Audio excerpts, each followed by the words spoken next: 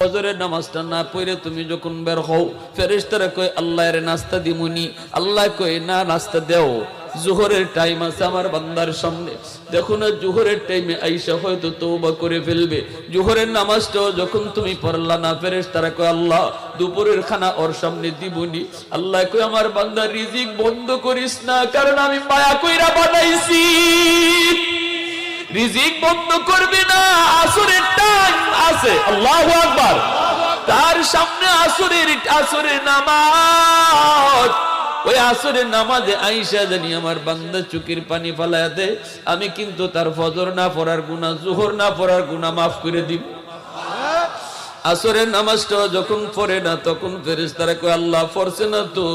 আল্লাহ কয় সামনে মাগরিবের নামাজ, অপেক্ষা কর মাগরিবের নামাজ আমার বান্দার সামনে।